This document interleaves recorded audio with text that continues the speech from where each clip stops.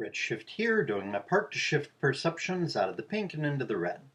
Okay, I made a voice recorder note about that scene in The Last Jedi, which I already pointed out in another video. It's the part where, the Asian girl kisses the black guy after she saves him from, he was gonna ram that thing that was gonna blast the door at the base near the end of the movie. Um, but I forgot that there was more to it than that. She said, "This is how we're gonna win, not by fighting what we hate, but by saving what we love." So I already pointed out the miscegenation aspect of having an Asian girl kiss a black guy, but I also wanted to point out this whole thing about we're gonna win by, saving what we love instead of fighting what we hate. This whole thing is promotion of the idea not to use violence, right? Like they want to push nonviolence in society because they know that we have the Second Amendment and that if we do use violence, we can win. And we can win huge. If 30 or 40 million Americans decided to overthrow the government violently, even if they used, the military and every cop and every border patrol person and stuff, they don't have enough. They don't have anywhere near enough. We could kick their asses so easily if we had that many people.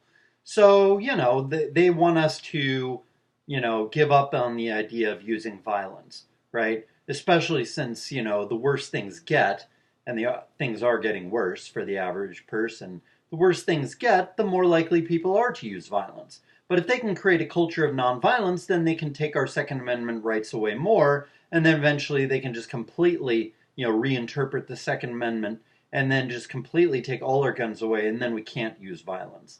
You see, all we need to do is get a few million people willing to die, willing to use violence, marching on Washington, D.C. with a gun and a backpack full of bullets, like I've said many times before, and then we can win.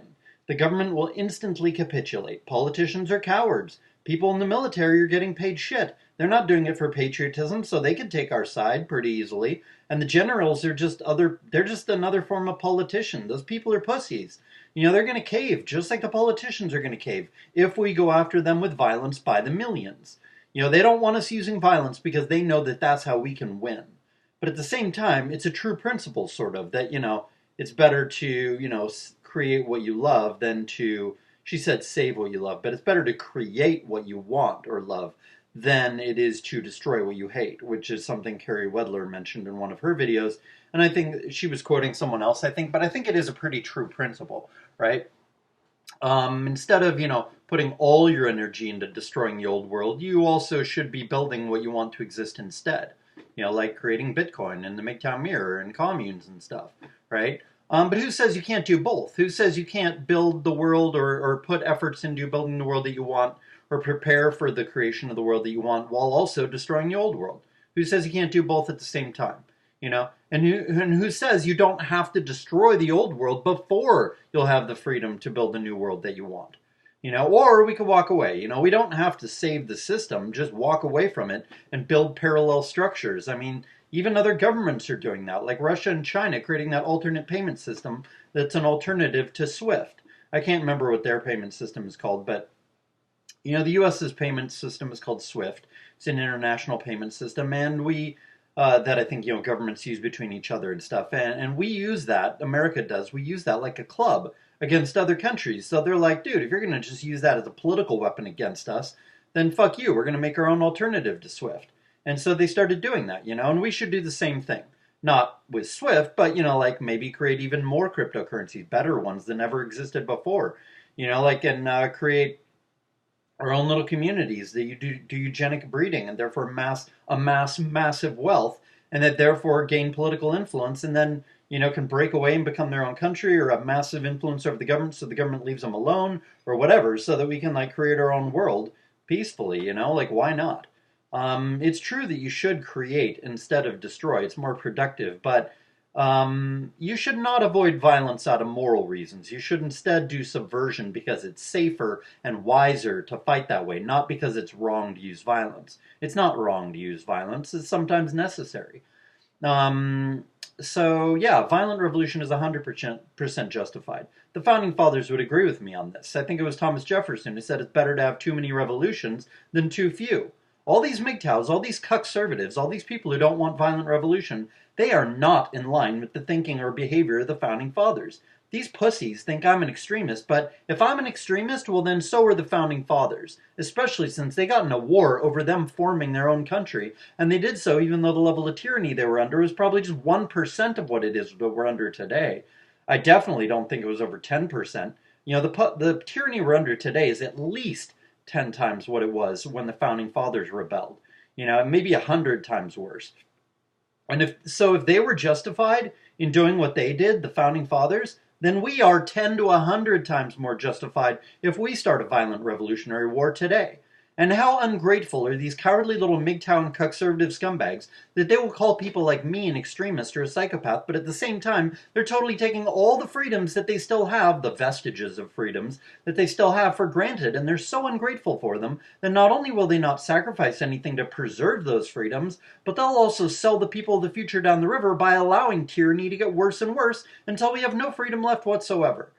And what's to love about this country now anyway? We have hardly any freedom left compared to how much we had 100 years ago. Our standard of living is absolute shit compared to other first world nations. America has, if I remember correctly, the second lowest standard of living in the world among first world nations. And things are crumbling so fast that soon America will not even be a first world nation anymore. You know, we'll be a second world nation, maybe even a third world nation. Not to mention, for the richest first world nation in the world, you know, it's pretty fucking pathetic that we have such a low standard of living. I mean, it's not like we're one of the poorest, first world nations in the world. No, we're one of the richest, if not the richest, and yet we have almost the lowest standard of living of all first world nations in the world. It's ridiculous, right? We would be the richest if we weren't doing all these, stupid wars, this endless warfare, and this dysgenic welfare and all this other crap that we're doing. You know, if we're being the richest first world nation, it's most shameful. It's incredibly shameful that we have almost the lowest standard of living among all first world nations. It would be one thing if we were one of the poorest, but we're one of the richest, if not the richest, or should be.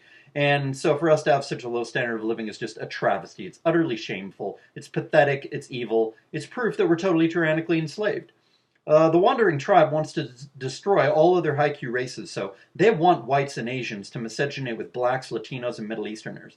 Nothing against people of other races. I have nothing against them. I judge them on their individual merits, and I don't assume that they're dumb or vicious or anything when I meet them. But as a whole, their races are inferior to whites. That's just the average, And I don't blame, the Wandering Tribe or Asians for thinking that whites are inferior to them. After all, whites do have a lower IQ than them. Facts are facts, but I don't judge people on IQ. I judge people on morality, whether they're honest, compassionate, sexually restrained, etc. But just because I don't have anything against those other races, it doesn't mean that I want, Latinos and blacks and all this. That doesn't mean that I want whites or Asians to miscegenate with those lower IQ races.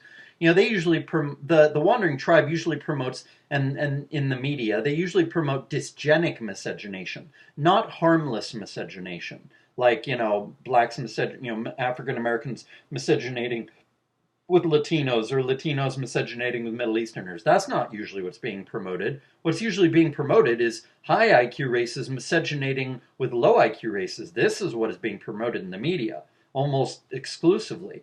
But so this is clearly a bad thing, and it's it probably indicates sinister motive on the part of Hollywood or the Wandering Tribe, that they would be mainly just pushing dysgenic miscegenation, right? It makes me think that they're doing that on purpose, right? That the Wandering Tribe wants to push all other races to miscegenate themselves into obsolescence and ultimately destruction, disappearing off the face of the earth.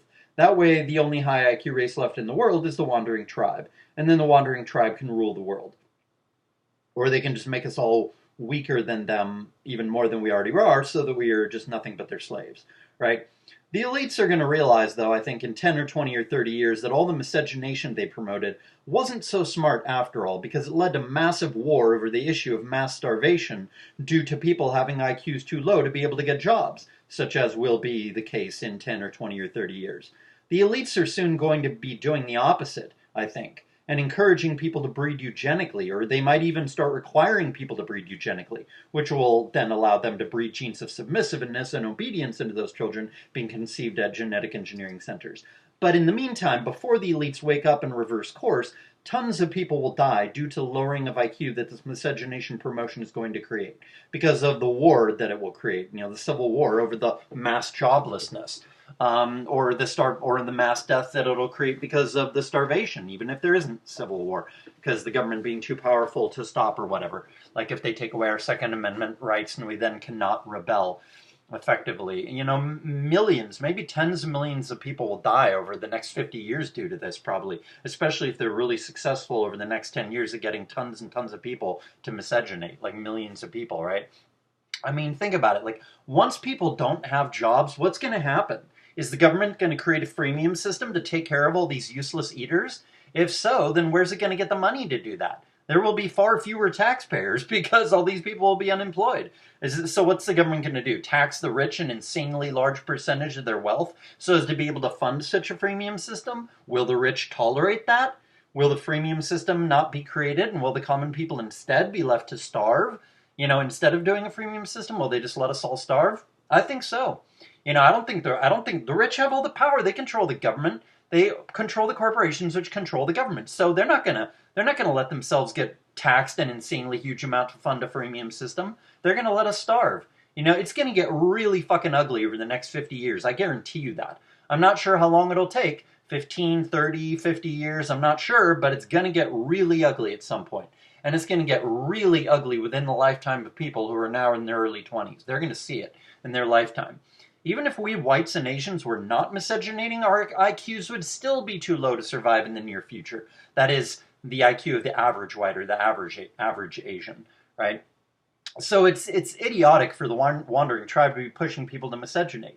The miscegenation propaganda is so stupid that it makes me wonder if it's actually not a racist white destruction thing. Maybe it's really just blind liberal idiocy. I don't know. All I know is that miscegenation is bad, at least dysgenic miscegenation is bad, and even not using sperm bank sperm for half your kids is bad, because your kid won't be able to survive, and your grandkids will definitely not be able to survive if they don't have higher than average IQs. They'll only have higher than average IQs if you think ahead and use sperm bank sperm to have kids and do it with another couple, or preferably multiple other couples, like in a commune, so that you can have your kids intermarry and intermix sperm bank sperm kids with biological kids, so that everyone gets biological grandkids that are smarter than average, that are smart enough to survive in this increasingly demanding world.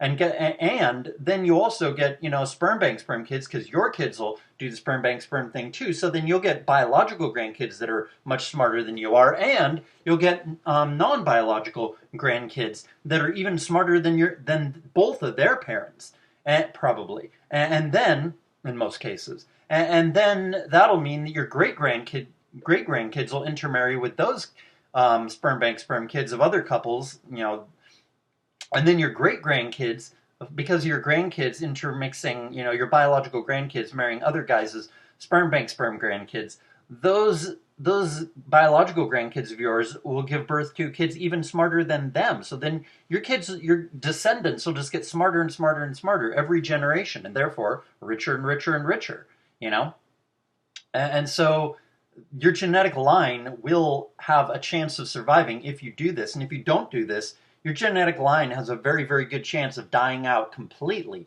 no matter how many kids you have. You could have 10 or 15 or 20 kids, and your genetic line will still probably die out if you don't do the sperm bank sperm thing, because none of them will have high enough IQs, if you're an average guy, to, survive and make a lot of money and be able to breed and stuff. And so you could have 15 or 20 kids, and your genetic line could still go extinct if you don't do the sperm bank sperm thing.